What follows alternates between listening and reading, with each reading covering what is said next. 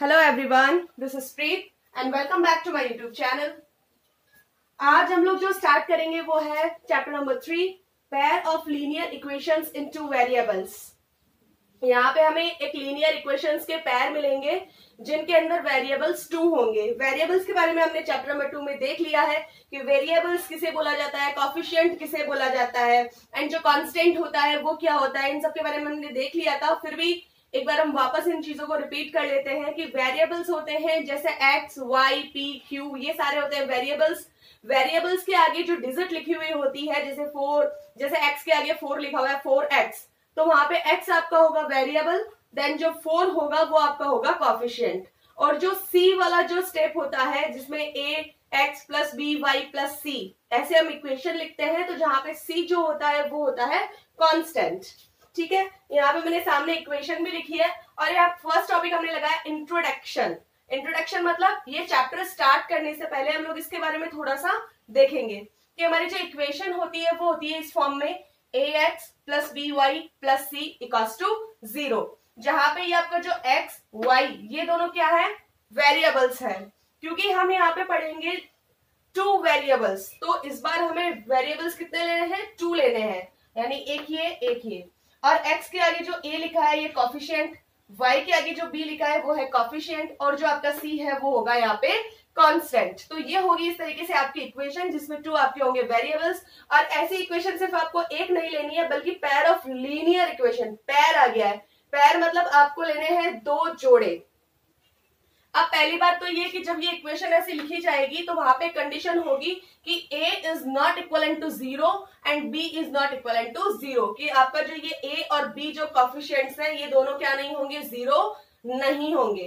और अगर हम पेयर की बात करें, ये केवल एक लीनियर इक्वेशन है, लेकिन हमें पेयर में देखनी है तो हम यहाँ पे 2 लीनियर इक्वेशंस लिखेंगे। देन हम यहाँ पे लिखेंगे ax1 plus by1 plus c1 equals to 0, then ax2 plus by2 plus c2 equals to 0।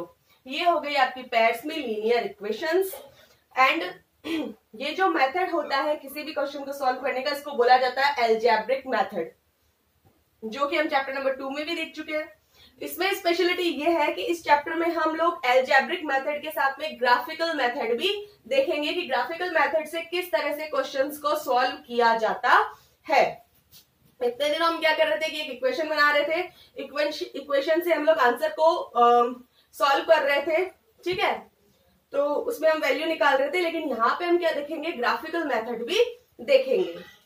अब बच्चों ये जो नया सेशन है इसके अंदर एक चीज मैं आपको और बता दूं कि अब पूरा का पूरा कंफर्मेशन हो गया है इस चीज को लेके कि जिन बच्चों के पास में न्यू बुक्स है उनको तो कंफ्यूज होने की कोई बात ही नहीं है, लेकिन जिन बच्चों के पास में नई बुक्स अवेलेबल नहीं है, जो लोग जो ओल्ड बुक्स हैं, जो लास्ट ईयर की बुक से अपनी पढ़ाई जो है कंटिन्यू रख रहे हैं, उनको सिर्फ इतना ही जानना है कि ये आपका जो चैप्टर नंबर 3 है, इस चैप्टर में आपके पहले जो लास्ट ईयर थी 3.6 एक्सरसाइज 3 और 3.7 जो आपकी थी वो ऑप्शनल थी।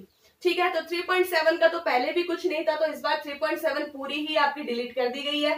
देन 3.1 से लेके 3.6 तक जो डिलीटेड एक्सरसाइज है वो आपकी है 3.1, 3.5, 3.6। तो ये जो 3 है वो आपकी इस साल जो नए सेशन की बुक है, न्यू सिलेबस है, इसमें ये 3 एक्सरसाइजें आपकी डिलीट कर दी गई हैं। देन आपको इस बार सिर्फ पढ़ना है 3.2, 3.3, 3.4। 3 एक्सरसाइज ही ऐसी हैं जो आपके न्यू सिलेबस की बुक्स के अंदर अवेलेबल है। तो 3.1, 3.5, 3.6, 3.7 इज डिलीटेड, ये कंप्लीटली डिलीट हो चुकी है। तो आपकी जो सिलेबस है वो बहुत ही कम हो गया है, तो बधाई हो आप सब लोगों को। तो ये चीज थी कुछ सिलेबस से रिलेटेड और ये था हमारा इंट्रोडक्शन। नेक्स्ट थोड़ा बहुत जो इस बार जो 3.1 है वो लास्ट ईयर आपकी 3.2 थी, तो अब हम जो स्टार्ट करेंगे हम सीधा ओल्ड बुक्स के बच्चों, अब हम स्टार्ट करेंगे 3.2, क्योंकि आपके सिलेबस में 3.2 है, बट यहाँ पे जो हम हेडिंग लगाएंगे वो हम लगाएंगे 3.1 न्यू बुक्स के अकॉर्डिंग। ठीक है, तो देखते हैं नेक्स्ट पेज पे। अब बच्चों नेक्स्ट जब हम देखेंगे कि 3.1 जो हमारी एक्सरसाइज है उनमें हम देखेंगे कि ग्राफिकल मेथड से कैसे क्वेश्चंस का आंसर सॉल्व किया जाता है। देन उससे पहले आप थोड़ा बहुत इसका इंट्रो देख लीजिए कि जो ग्राफिकल मेथड होते हैं वो 3 टाइप्स के होते हैं, जिनमें कंडीशन फर्स्ट हमारी है वो इस तरीके से होती है। इस ग्राफिकल मेथड में जो है आपको 3 कंडीशंस मिलेंगी टोटल, जिनमें कंडीशन नंबर 1 जहां पे आपको मिलेगा A1 upon A2 is not equal to B1 upon B2। ये जो A1, A2, B1, B2 है वो यहाँ पे हम ये जो जनरल फॉर्म है हमारी यानी कि जो एल्जेब्रिक मेथड से हम जब किसी क्वेश्चन को सॉल्व करते हैं तो हमारी जनरल फॉर्म ये होती है। तो यहाँ पे ये A1, A2, B1, B2, तो ये जो आपका A1 अपॉन A2 होगा वो B1 अपॉन B2 के इक्वल नहीं होगा। It is the first condition of graphical method. Okay, then यहाँ पे हमने एक एग्जाम्पल से लिया है। यहाँ पे हमने A की जगह लिया है 2, A1 की जगह लिया है 2, A2 की जगह लिया है 3। Then 2x plus 3y plus 4 equals to 0, 3x plus 4y plus 9 equals to 0। तो हम यहाँ पे अगर वैल्यू पुटअप करें देन A1 आपका होगा 2 अपॉन A2 आपका होगा 3, और यहाँ पे जो आपका 3 जो B1 होगा वो आपका होगा 3, देन B2 आपका होगा 4। तो यहाँ पे जैसे ही हमने वैल्यू पुटअप की तो हमें दिखाई दे रहा है यहाँ पे कि 2 अपॉन 3 है और ये 3 अपॉन 4 है, और ये दोनों एक दूसरे के इक्वल नहीं है। तो आपकी जो फर्स्ट कंडीशन यहाँ पे लागू हो रही है कि A1 upon A2 is not equal to B1 upon B2। अब इस कंडीशन के अंदर अगर आप ग्राफ बनाएंगे तो आपको क्या क्या इसका कंक्लूजन निकलेगा और किस टाइप का आपका ग्राफ होगा, ये 3 पॉइंट्स है in this type of graph. इस टाइप के ग्राफ में पहली बात तो जो आपकी लाइंस आएंगी वो इंटरसेक्टिंग लाइंस, यानी कि जब आप इस इक्वेशन को लेके ग्राफ बनाएंगे और सेकंड इक्वेशन को लेके आप ग्राफ बनाएंगे तो इनके जो भी लाइंस बनेंगी दोनों ग्राफ्स की, वो दोनों लाइंस एक दूसरे को इंटरसेक्ट करेंगी। इट मींस एक दूसरे को काटेगी। ठीक है बच्चों, इस तरीके से ये एक दूसरे को क्या करेगी, इंटरसेक्ट। जैसे ये इस पॉइंट पे कर रही है तो ये एक दूसरे को क्या करेंगे, इंटरसेक्ट करेंगे। Second point, only one solution. इस टाइप का जो ग्राफ होता है इनके अंदर जो सॉल्यूशन होता है वो केवल वन सॉल्यूशन होता है, जिसे यूनिक सॉल्यूशन भी बोला जाता है। और जिनमें सॉल्यूशन कम चाहे एक ही सॉल्यूशन मिलो लेकिन सॉल्यूशन मिलता है उन्हें बोला जाता है कंसिस्टेंट। क्या बोला जाता है, कंसिस्टेंट। तो इस टाइप के ग्राफ से 3 बातें निकल के आती है। पहली बात की इंटरसेक्टिंग लाइंस होती हैं ग्राफ्स की। सेकंड पॉइंट इज इनका जो सॉल्यूशन होता है वो केवल एक ही होता है, single solution. And third, solution निकलता है इसलिए ये होते हैं कंसिस्टेंट। तो ये आपकी हो गई ग्राफिकल मेथड की जो कंडीशन नंबर 1। देन हम देखेंगे नेक्स्ट पेज पे condition number 2। Next condition number 2। Condition number 2 आपकी होगी A1 upon A2 is equal to B1 upon B2 is equal to C1 upon C2। यहाँ पे आपके जो तीनों ही होंगे वो एक दूसरे के क्या होंगे, इक्वल होंगे। इसका भी हम एक एग्जाम्पल देखते हैं। जैसे हमारी जो इक्वेशन है, ये जो पेयर ऑफ इक्वेशंस है हमारी 2x plus 3y plus 4 equals to 0, then 4x plus 6y plus 8 equals to 0। यहाँ पे आपका A1 होगा 2 अपॉन A2 होगा 4, B1 होगा आपका 3, B2 होगा 6, देन C1 होगा 4 एंड C2 होगा 8। यहाँ पे 2 1 जा 2, 2 2 जा 4, 1 अपॉन 2, 3 1 जा 3, 3 2 जा 6, 1 अपॉन 2, 4 1 जा 1, 4 2 जा 8, 1 अपॉन 2। देन तीनों ही आपको मिल रहे हैं 1 अपॉन 2, 1 अपॉन 2, 1 अपॉन 2, और इससे प्रूव हो रहा है कि A1 upon A2 is equal to B1 upon B2 is equal to C1 upon C2। तो यहाँ पर अप्लाई हो रही है आपकी कंडीशन नंबर 2। और इस टाइप के ग्राफ में कुछ बातें निकल के आती हैं कि इनमें जो लाइंस होंगी, आपकी जो दोनों इक्वेशन अपनी अपनी लाइंस जो ग्राफ पे बनाएंगी वो एक दूसरे की कोइंसिडेंट लाइंस होंगी। कोइंसिडेंट लाइंस का मतलब होता है एक दूसरे के ऊपर, क्योंकि जब आपके ये जो पॉइंट है वो तीनों ही जो इक्वल होंगे, यानी कि A1, B1, C1 ये सारे जब आपके आपस में इक्वल होंगे तो ये जो लाइनें बनेंगी वो एक दूसरे के ऊपर ही तो बनेंगी जब सब कुछ सेम होगा। तो ये जो लाइनें एक दूसरे के ऊपर बनती है उनको बोला जाता है कोइंसिडेंट लाइंस। ओके, अब लास्ट कंडीशन में जब हमने देखा था कि जो लाइंस बन रही थी इंटरसेक्टिंग, उनमें हो रहा था कि सिर्फ एक ही सॉल्यूशन निकलता है उसका, और यहाँ पे जो सॉल्यूशंस होंगे वो होंगे मैनी सॉल्यूशंस। इस टाइप के ग्राफ के बहुत सारे सॉल्यूशंस होते हैं, और सॉल्यूशन चाहे एक निकलो चाहे बहुत निकलो उनको बोला जाता है कंसिस्टेंट। तो 3 पॉइंट निकल के सामने आए हैं, coincident lines, many solutions and consistent. ये हो गई आपकी कंडीशन नंबर 2। नेक्स्ट देखते हैं condition number 3। Next condition number 3, A1 upon A2 is equal to B1 upon B2 is not equal to C1 upon C2।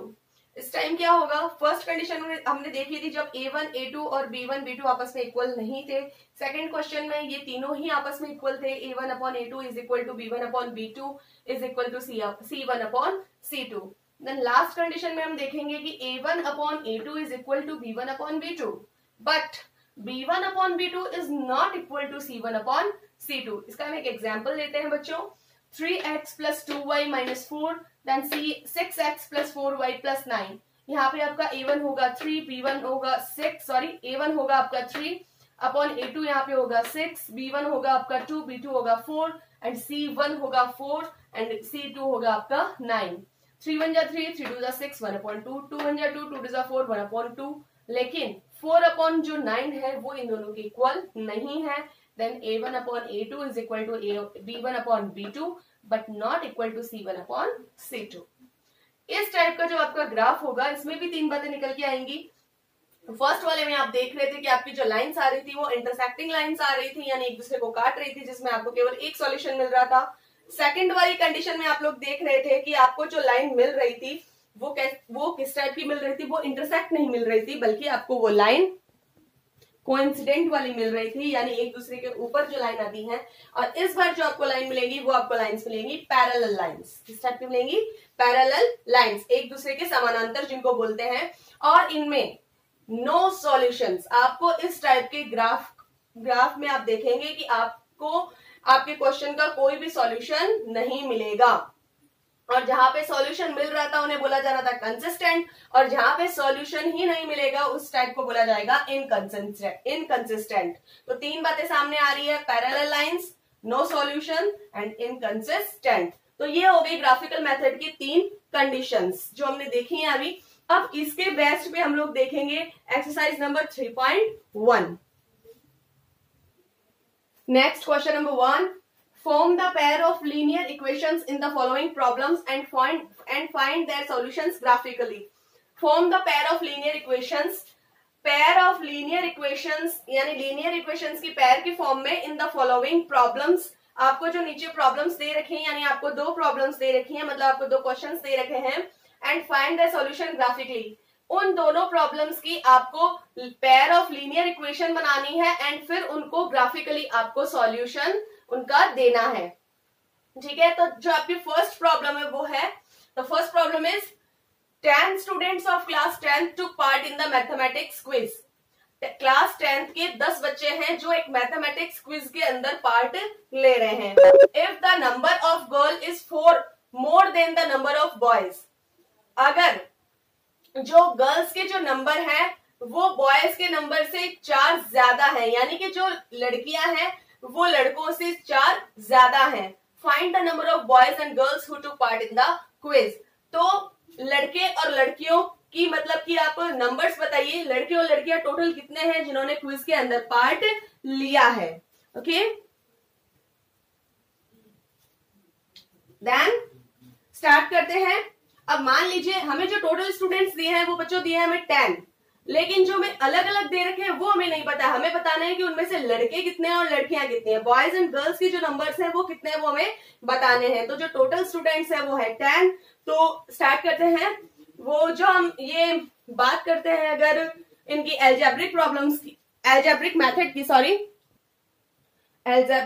की, देन यहाँ पे हम देखते हैं late the number of girls x. अब जहां पे एल्जेब्रा आ जाता है वहां पे वेरिएबल्स ही वेरिएबल्स हैं, उनकी बस वैल्यू पुटअप कीजिए और आंसर सॉल्व कीजिए।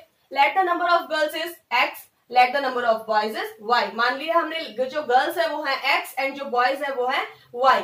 तो क्वेश्चन के अकॉर्डिंग हम देखते हैं जो टोटल स्टूडेंट्स है वो है 10 स्टूडेंट्स। तो यहाँ पे हम क्वेश्चन के अकॉर्डिंग एक इक्वेशन बनाते हैं कि x plus y is equal to 10, क्योंकि गर्ल्स हमने लिए हैं x और बॉयज हमने लिए हैं y, और क्वेश्चन बोल रहा है जो टोटल स्टूडेंट है वो है 10, then x plus y equals to 10। अब यहाँ पे चलो हम ग्राफ की तैयारी करते हैं, इसलिए हम यहाँ पे बनाते हैं x और y।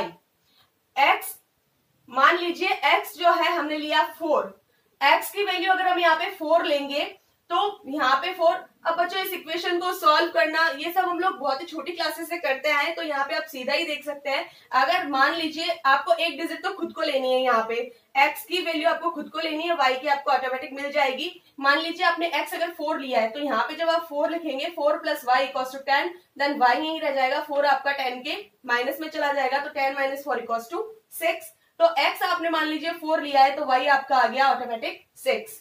x आप अगर लेंगे 6, तो यहाँ पे जब आप 6 करेंगे तो y equals to 10 minus 6 equals to 4। तो अगर आप x 6 लेंगे तो y आपको मिल जाएगा 4। देन अगर आप x 5 लेते हैं तो y आपको ऑटोमेटिक मिल जाता है 5। तो यहाँ पे हम देखेंगे कि x और y, यहाँ पे हमें वैल्यू मिल गई है x और y की, तो एक इक्वेशन का ग्राफ तो हम इससे तैयार कर सकते हैं। नेक्स्ट एक इक्वेशन हम और बनाते हैं, जो ये आगे की लाइन बोल रहा है, if the number of girls is 4 more than the number of boys.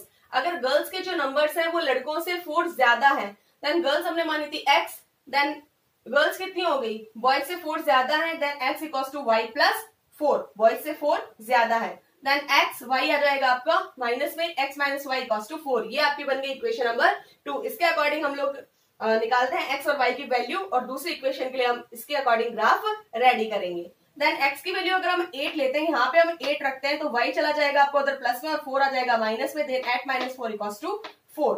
ठीक है, x अगर आप 8 लेंगे तो y आपका आएगा 4, x अगर आप 6 लेते हैं तो y आपका आता है 2, देन x अगर आप 7 लेते हैं तो y आपका आता है 3।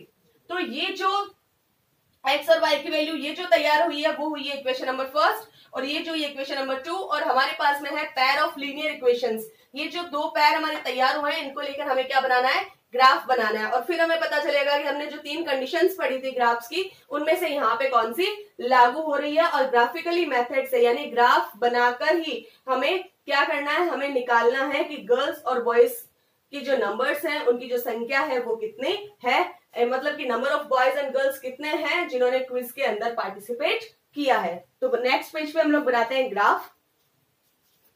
अब यहाँ पे हम देखेंगे ग्राफिकली इसका आंसर कैसे होगा। तो हमने यहाँ पे एक ग्राफ बनाया है, ये जो लाइन है उसकी जो राइट साइड में वो एक्स एक्सिस है, इधर वाला जो माइनस में आ रहा है वो आपका एक्स डैश लेंगे, और ऊपर जो होगा वाई एक्सिस होगा आपका, और जो नीचे जो माइनस में आ रहा है वो आपका होगा वाई डैश। यहाँ पे जो हमने वो जो लिए थे एक्स और वाई की वैल्यू, उसके अकॉर्डिंग हमने यहाँ पे एक ग्राफ बनाया है, और आप लोग इस ग्राफ को देखेंगे और ये एग्जामाइन करेंगे यहाँ पे कि जो हमारी फर्स्ट जो वैल्यू थी, हमारी जो फर्स्ट लीनियर इक्वेशन थी, उसमें जो हमने देखा था वो हमारी वैल्यू थी एक्स और वाई की 4, 6, 5 एंड 5 एंड 6 एंड 4। ये हमारी वैल्यू थी, जिसके अकॉर्डिंग हमें एक लाइन मिल रही है, वो देखिए सामने बोर्ड पे आपको दिख रहा है 4 एंड 6,